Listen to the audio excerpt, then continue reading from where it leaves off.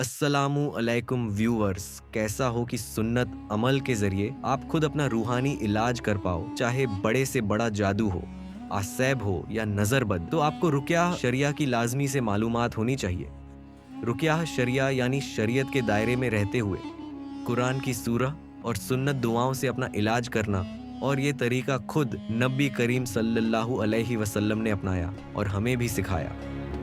सही बुखारी हदीस नंबर 5016 में है कि जब रसूलुल्लाह सल्लल्लाहु अलैहि वसल्लम बीमार होते तो मुअव्विज़ात की सूरहें यानी सूरह फलक और सूरह नास पढ़कर अपने ऊपर दम करते, और जब आखिरी बीमारी में आप सख्त बीमार हो गए तो उम्मुल मोमिनीन आयशा रदी अल्लाहु अन्हा ने वही सूरहें पढ़कर आपके मुबारक हाथों से आपके जिस्म पर फेरा। दूसरी हदीस सही बुखारी हदीस नंबर 5017 में आता है कि हर रात सोते वक्त नबी करीम सल्लल्लाहु अलैहि वसल्लम अपने दोनों हाथों में सूरह इखलास, सूरह फलक और सूरह नास पढ़ते, फूंक मारते और फिर जहां तक मुमकिन होता अपने जिस्म पर फेरते। ये अमल आप 3 बार करते थे।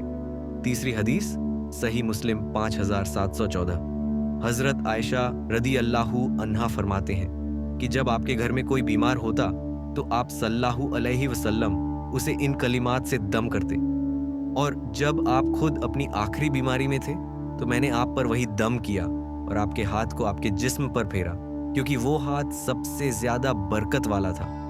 इन अहादीस से हमें ये सीधा और साफ सुन्नत तरीका मिलता है।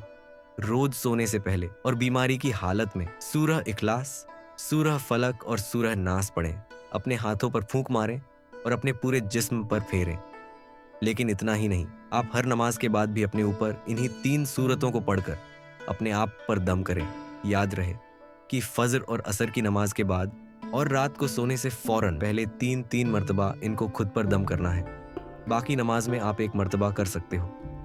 तरीका यह है कि आपको सबसे पहले औज़ु बिल्लाह पढ़ना है, फिर बिस्मिल्लाह पढ़कर सूरह इखलास पढ़े, फिर बिस्मिल्लाह पढ़कर सूरह फलक पढ़े, और फिर बिस्मिल्लाह पढ़कर सूरह नास पढ़े, और फिर अपने हाथों पर दम करके पूरे बदन पर अपने हाथ को फेर दें। साथ ही आप चाहो तो अपने घर वालों पर भी इन्हीं सूरह को पढ़कर दम कर सकते हो। साथ ही डिस्क्रिप्शन में आपको मैं एक रुक़या शरिया का लिंक दे रहा हूँ जो आपको हर तरह की बीमारी से महफूज करेगा। आप बस उस ऑडियो को प्ले करें और सुनना शुरू करें।